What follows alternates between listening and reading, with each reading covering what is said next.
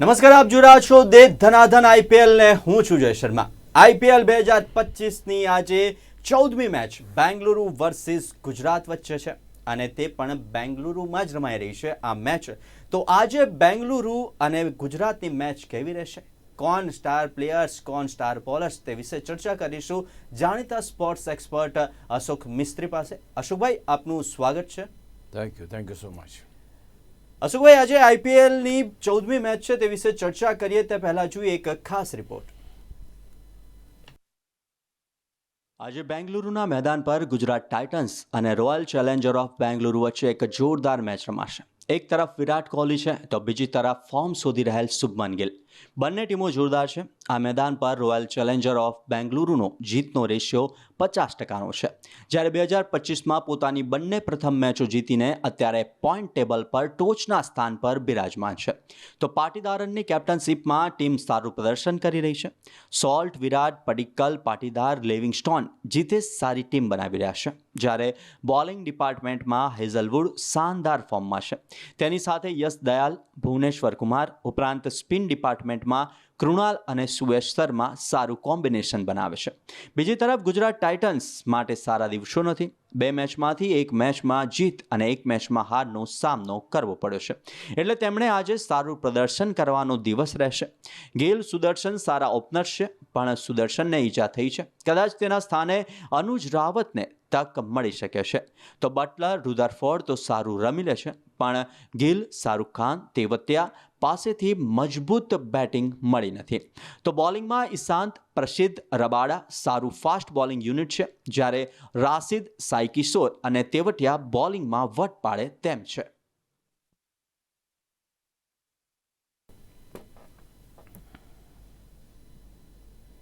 અશોકભાઈ, ચર્ચાની શરૂઆત કરીએ। આજે 14મી મેચ છે ગુજરાત ટાઇટન્સ અને રોયલ ચેલેન્જ બેંગલુરુ વચ્ચે, અને આ બંને ટીમની જો વાત કરવામાં આવે તો બંને સ્ટાઇલિશ ખેલાડીઓની ટીમ કહી શકાય, અને સાથે જ લોકપ્રિય ખેલાડીઓ પણ આ બંને ટીમોમાં સૌથી વધુ છે તેમ કહી શકાય। બિલકુલ તમારે કહેવું પડે, કારણ કે જે રીતે રોયલ ચેલેન્જ ઓફ બેંગલુરુની ટીમનું કોમ્બિનેશન છે એમાં સૌથી મહત્ત્વની વ્યક્તિ અથવા તો સૌથી જેનું આંતરરાષ્ટ્રીય ક્રિકેટમાં મોટું યોગદાન છે એવા વિરાટ કોહલી પોતે આ ટીમમાંથી રમી રહ્યા છે।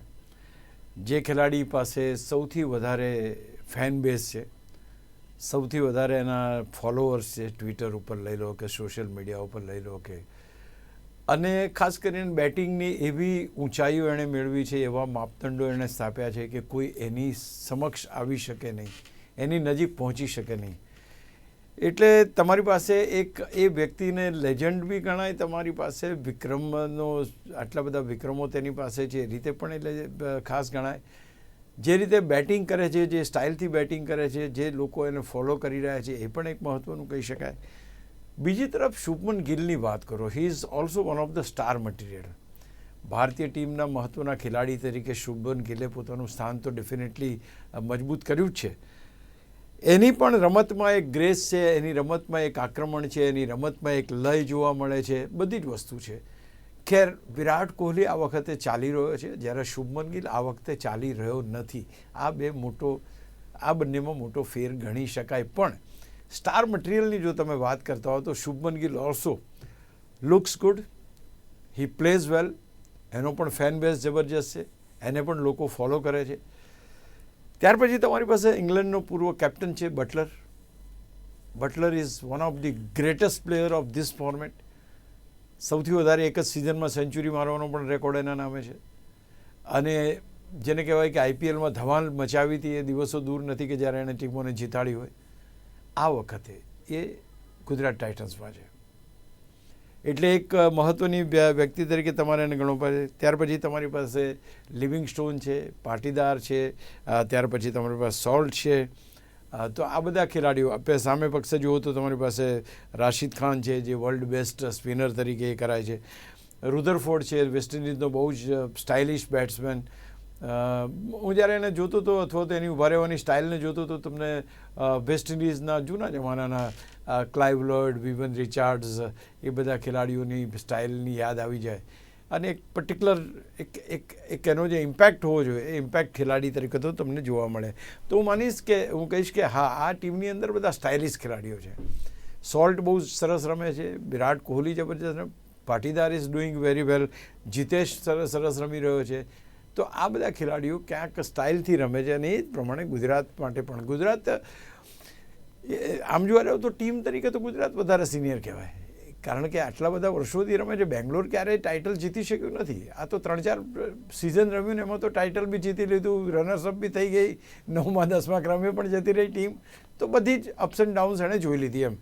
તો ટૂંકમાં સ્ટાઇલિશ ખેલાડીઓ છે અને બંને સારા ખેલાડીઓ છે, જોવા ગમે, ડિસન્ટ ખેલાડીઓ છે, એમની સ્ટાઇલ જોવા ગમે, એમને ફોલો કરવું ગમે. ઘણા યુવા ખેલાડીઓ શુભમન ગિલને ફોલો કરે છે, ઘણા યુવા ખેલાડીઓ વિરાટ કોહલીને ફોલો કરે છે. તો હું માનું છું કે એ રીતે જોવા જાવ તો બહુ જ ઇમ્પ્રેસિવ આજે બંને ટીમો રમવાની છે. અશોકભાઈ, જે રીતના સ્ટાઇલિશ ખેલાડીઓ છે, ફેમસ પ્લેયર્સ છે, જો ગુજરાત ટાઇટન્સની વાત કરવામાં આવે તો અત્યાર સુધી ગુજરાત ટાઇટન્સ 2 મેચ રમ્યું છે, જેમાંથી 1 જીત્યું છે અને 1 મેચ હાર્યું છે. હજુ પણ ટીમ પોતાના પરફોર્મન્સની વાત કરવામાં આવે તો પરફોર્મન્સમાં નથી જણાઈ રહી અને સાથે જ એક પ્રેશર હેઠળ આ મેચ રમાતી જોવા મળશે. પ્રેશર એક એવી વસ્તુ છે કે 2020માં ઇનબિલ્ટ છે, એટલે 2020ની સાથે પ્રેશર ફ્રી આપવામાં આવે છે. એટલે તમને પ્રેશર વગર, વિધાઉટ પ્રેશર કોઈ T20ની મેચ જોવા ના મળે, કારણ કે તમારી પાસે દરેક બોલે ચોગ્ગા મારવાના, દરેક બોલે છગ્ગા મારવાના. બોલરની કોઈ તમારી ગણના જ નહીં કરવાની તમારે, કે એ પણ સારા બોલ નાખી શકે, કંઈ નહીં. યોર્કર નાખ્યો તો એની ઉપર બી છગ્ગા મારવાના, સારા ડિલિવરી સારી એ કરે તો પણ એની ઉપર ચોગ્ગા છગ્ગા મારવાના. તો આ જે પ્રેશર છે એની સાથે સાથે બોલર્સને ડિમોરલાઇઝેશન થઈ જાય, ડિમોરલ થઈ જાય લોકો, કે ભાઈ આ રીતના કેમ આવી રીતના એ થાય છે. એટલે ક્યાંક આ વસ્તુ બહુ અગત્યની છે. અને જે રીતે અત્યારનું ક્રિકેટ રમાય છે એ ક્રિકેટમાં તમારે ભાગવું પડશે, કારણ કે જેમ તમે જ્યારે ધુરા સંભાળી હતી ગુજરાત ટાઇટન્સની, ત્યારે ટીમ પાસે બહુ મહત્ત્વના ખેલાડીઓ હતા, હાર્દિક પંડ્યા અને મોહમ્મદ શમી. આ 2 ખેલાડીઓ કી હતા, એક ચાવી જીતની. એ ખેલાડીઓ નથી અને એમની પાસેથી તમારે જ્યારે સુકાની પદ સંભાળવાનું છે તે વખતે એના પેંગડામાં પગ નાખવાની તાકાત હોવી જરૂરી છે, અથવા તો તમારે તમારી જાતને પુરવાર કરવાની જરૂર છે. કારણ કે બંને ખેલાડીઓ, હાર્દિક પંડ્યા અને શુભમન ગિલ, હું કોઈ કમ્પેરિઝનમાં કોઈ પ્લસ માઇનસ નથી, બોથ આર ગ્રેટ પ્લેયર્સ, ભવિષ્યના બહુ જ મહત્ત્વના ખેલાડી છે. બટ હવે જ્યારે એકાદ વર્ષ થયું, ચાલો માની લીધું કે તમારી પાસે ટીથિંગ પ્રોબ્લેમ હોય ટીમ સાથે, નાવ ધીસ ઇઝ સેકન્ડ યર. તો હવે શુભમન ગિલે ક્યાંક એનું પ્રભુત્વ બતાવવું પડે, રમત ઉપર, ટીમ પર, ખેલાડીઓ ઉપર. પ્રભુત્વ એટલે સાહેબ બનીને પ્રભુત્વ નથી હોતું. How you get along with the team. તમે કઈ રીતે તમામનો સહકાર મેળવીને એક એવું પ્રદર્શન આપો છો કે જે ટીમને જીતાડે. Your job here is not to policing them. એમનું પોલીસ નથી બનવાનું તમારે એમના સાથીદાર બનવાનું, તો તમને એક મળશે. એટલે બહુ અગત્યનું છે કે જે પ્રેશર તો ડેફિનેટલી છે, પ્રેશર એ પણ છે કે ભાઈ આપણી ટીમ બરાબર કરતી નથી, પ્રેશર એ પણ છે કે નવા ખેલાડીઓ આવ્યા છે, એ નવા ખેલાડીઓ એના પોટેન્શિયલ પ્રમાણે રમત બતાવે એ પણ જરૂરી છે. એ નથી થતું તો એ બી ક્યાંક કરવાની જવાબદારી એની રહેશે. તો આ બધી વસ્તુથી યસ તમે કહી શકો કે એની ઉપર પ્રેશર છે. કારણ કે જ્યારે અમે પત્રકાર પરિષદમાં બી મળીએ છીએ અથવા તો જ્યારે વાત કરતા હોય છે ત્યારે એમણે કહ્યું કે ભાઈ ગયા વર્ષે કેમ નહોતા જીતા, તો અમે પાવર પ્લેમાં સારું નહોતા રમ્યા. હી એડમિટેડ. અને એટલા માટે આ વખતે પાવર પ્લેમાં એ લોકો સારું રમવાનો પ્રયત્ન કરે, કારણ કે પાવર પ્લેમાં જેટલા સ્કોર વધારે તમારો એટલું તમારી ટીમ મજબૂત છે. એટલે એવું નથી કે આ ટીમ જીતી જ ના શકે અથવા કંઈ થઈ ના શકે. બેસ્ટ પ્લેયર્સ છે એની અંદર. રુધરફોર્ડ બહુ સરસ રમે છે, બટલર બહુ સારો ખેલાડી છે, ગિલ છે, રાશિદ ખાન છે, બધા ઇન્ટરનેશનલી બહુ એક્લેમ્ડ ખેલાડીઓ છે. આ ટીમને કમ્બાઈન થવાની જરૂર છે. They have to be united, they have to be one. એ લોકોનો ગોલ એમ મારા આટલા ને તારા આટલા એવું નહીં, પણ ટીમ જીતે, બસ આ એક ગોલ લઈને ચાલવું પડશે. આઈ થિંક દેટ ઇઝ. અને એક ટીમને એક સૂત્રમાં, હમણાં અક્ષર પટેલની હું ઘણી વાર વાત કરું છું, how he is behaving with the senior players. તમે જુઓ, એ ઓલવેઝ બાપ બનીને રહો તો તમે ના જ એ કરી શકો, દીકરો બનીને તમે ખેલાડીઓ પાસેથી મેળવી શકો. તો હું માનું છું કે થોડુંક એટીટ્યૂડ થોડો એ થાય છે, કારણ કે એમ એટીટ્યૂડ એવો તો બટલર એની ટીમનો કેપ્ટન હતો, એમાં તો કોઈ સવાલ નથી. રુધરફોર્ડ એની ટીમનો કોઈ જોરદાર ખેલાડી હશે, રાશિદ ખાન એની ટીમનો કેપ્ટન હતો. તો બધી મોટી મોટી હસ્તીઓને તમે સાથે લઈને ચાલતા હોય ત્યારે થોડુંક you have to look at all this angles. પણ એક વસ્તુ છે કે એને એના ભવિષ્યનું ખબર છે કે he is going to B the Indian captain. આજે નહીં તો કાલે એને વાઇસ કેપ્ટન તરીકે અને કેપ્ટન તરીકે એને તૈયાર કરવામાં આવી રહ્યો છે. એટલે આઈપીએલ એના કારકિર્દી માટે કોઈ રીતે નહીં બને, પણ અહીંયા આગળ ગુજરાત ટાઇટન્સને જીતાડવા માટે અમુક જે ઇન્ગ્રેડિયન્ટ છે ઇન્ગ્રેડિયન્ટની જરૂર ચોક્કસ પડશે. જે રીતે આપણે ગુજરાત ટાઇટન્સની વાત કરી તેવી જ રીતના બેંગલુરુની વાત કરીએ તો વિરાટ કોહલીની ટીમ પાટીદારના નેતૃત્વમાં બંને મેચો જીતી ગઈ છે. સાથે જ કેટલો આત્મવિશ્વાસ આજે જોવા મળશે, કેમ કે આ મેદાન પર બેંગલુરુનો જે જીતનો રેશિયો છે તે 50% છે તેને લઈને. તમે જે વાત કીધી એ સાચી છે કે 50% જીતનો રેશિયો છે. એટલે 15 મેચો રમી, 14 મેચો રમી, 7 મેચો હારી ગઈ, 7 જીતી છે. એટલે આ મેદાન ઉપર હોમગ્રાઉન્ડનો ફાયદો 100% જો ટીમને મળતો હોય તો એવો બેંગ્લોરને મળે જેવું નથી, પહેલી વસ્તુ. એટલે તમારી પાસે એક બેક ઓફ ધ માઇન્ડ એ આશા થાય કે નહીં બીજી ટીમને પણ પૂરતી તક મળે છે. તો હવે તમારે વિરાટ કોહલીની ટીમ સામે ટકરાવવાનું છે, રમવાનું છે. પણ આ જે ટીમનું આખું કોમ્બિનેશન કરવામાં આવ્યું છે, આ ટીમ જે રીતે અત્યારે કામ કરી રહી, જે રીતે વિરાટ કોહલી છે, સોલ્ટ છે, પડીકલ છે, પાટીદાર છે, લિવિંગસ્ટોન છે, જીતેશ છે, અહીં સુધી તમારી પાસે બેટિંગ લાઇનઅપ જોવા મળે છે. અને આ બેટ્સમેનો કંઈ એવું નથી કે નથી રમતા. They have got that ability to score અને એ જીતાડી શકે એવી શક્યતા. અને એટલા માટે તો બંને મેચો જીત્યા છે લોકો. They won with a great comfort. તો આજે ધારો તમારી પાસે આટલી સારી બેટિંગ લાઇનઅપ છે, એ બેટિંગ લાઇનઅપમાં યુવા ખેલાડીઓ છે, સિનિયર મોસ્ટ ખેલાડીઓ છે, વિરાટ કોહલી જેવા દિગ્ગજ છે, ત્યાં સોલ્ટ જેવો નવો ખેલાડી છે, પડીકલ જેવો નવો ખેલાડી, પાટીદાર છે, એ છે, લિવિંગસ્ટોન છે, જીતેશ છે. So you can make this team a win.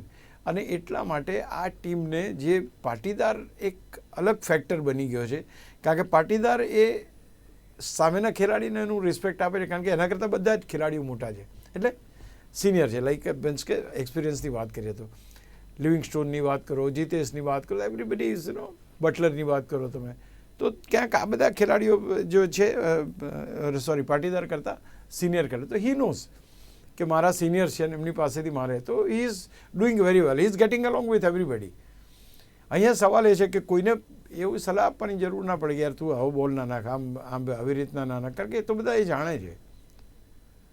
તો એના બદલે એની ઉપર છોડી દો, એને પોતાને ખબર પડશે કે ભાઈ એક બોલે ચોગ્ગો પડે છે તો બીજા બોલ બરાબર નાખશે.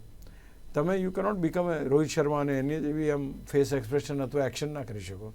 તમારે એક્સેપ્ટ કરવું પડે કે હા કદાચ ખોટો બોલ પડી ગયો છે, નેક્સ્ટમાં એ થશે.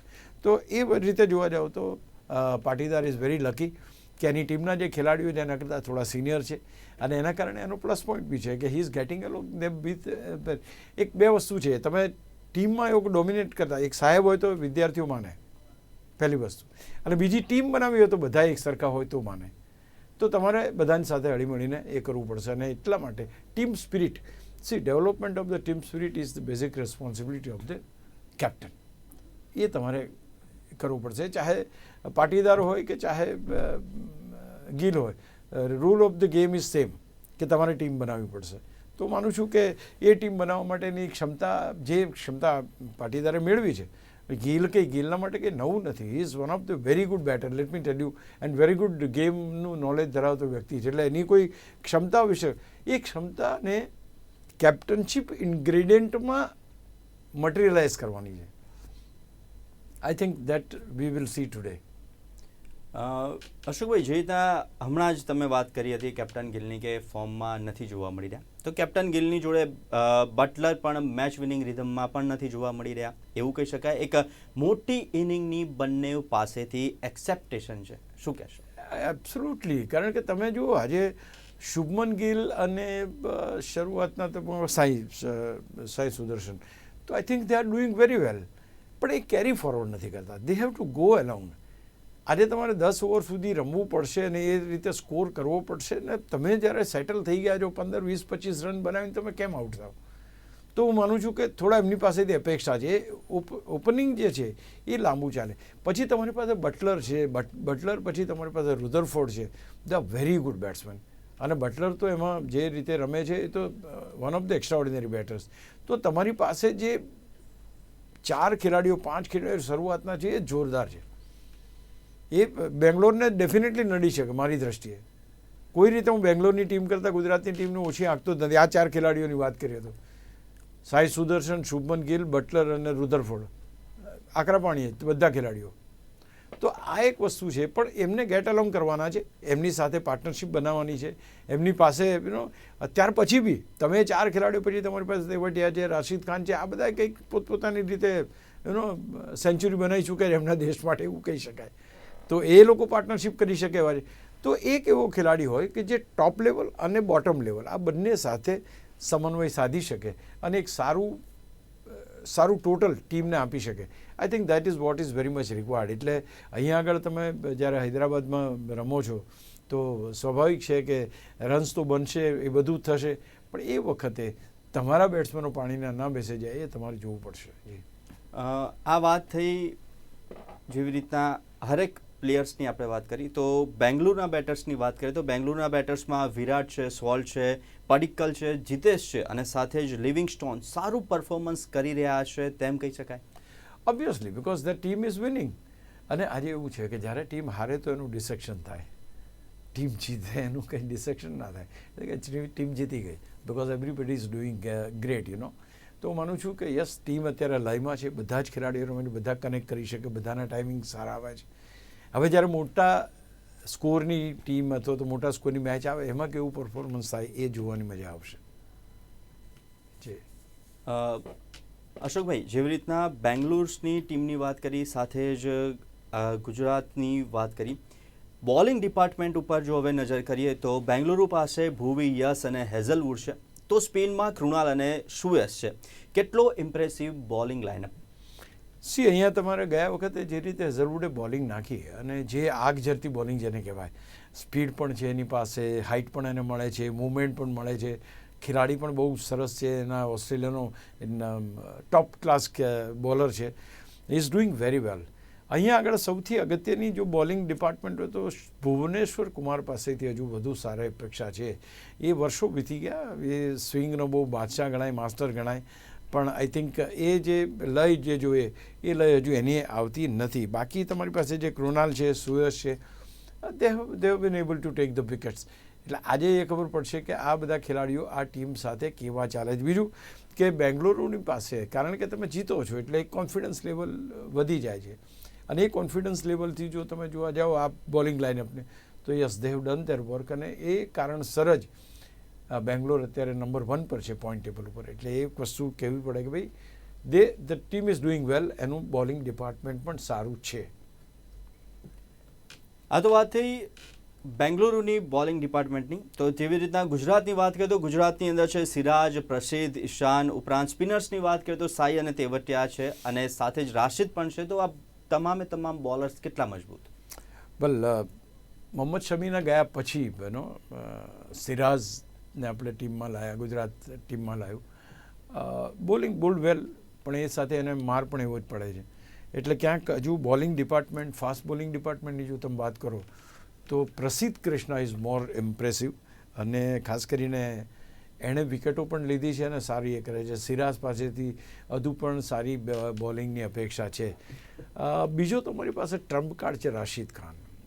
જો રાશિદ ખાન ના ચાલે અથવા તો રાશિદ ખાનની બોલિંગમાં જો રન બનવાના શરૂ થઈ જાય, વિકેટો નહીં આવવાની શરૂ થઈ જાય તો ટીમ માટે ડેફિનેટલી મુશ્કેલી ઊભી કરી શકે. તો અહીં આગળ બોલિંગ ડિપાર્ટમેન્ટની અંદર રાશિદ ખાન ઉપર વધારે પડતો ભરોસો છે તમારો. તમારે પ્રસિદ્ધ કૃષ્ણા પાસે તમારે સારું એ રાખવું પડે. તમારો match winner bowler Mohammed Shami હતો, he is not there with the team.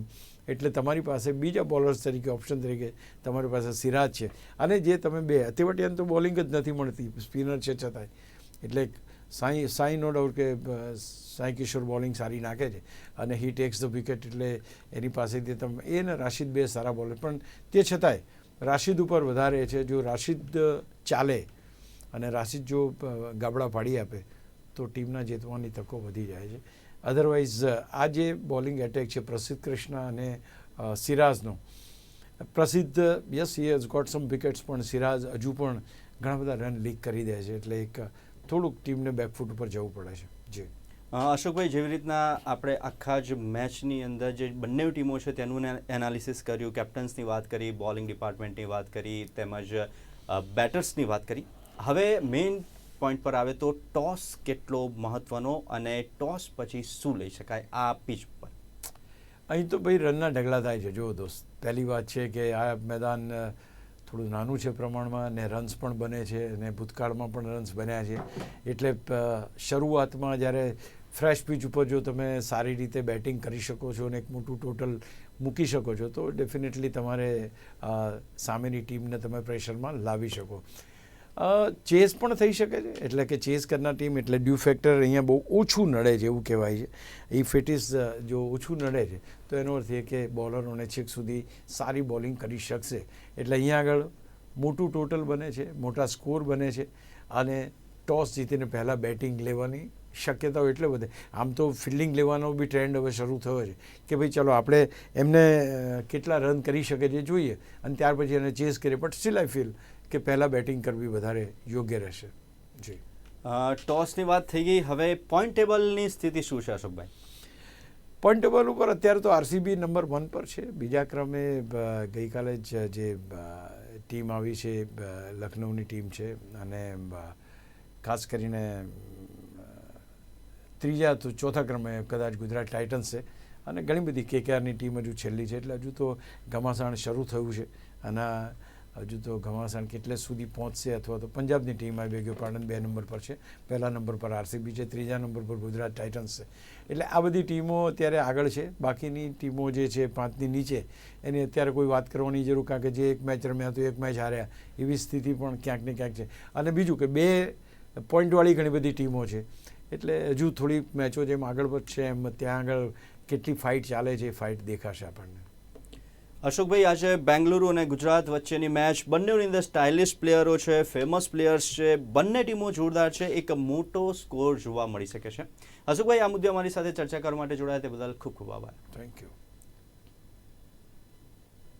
તો આવી જ રીતના દરેક આઈપીએલની મેચનું એનાલિસિસ, પ્રિવ્યૂ, રિવ્યૂ જોતા રહો દે ધનાધન આઈપીએલમાં આવતીકાલે સવારે 11:30 કલાકે. નમસ્કાર.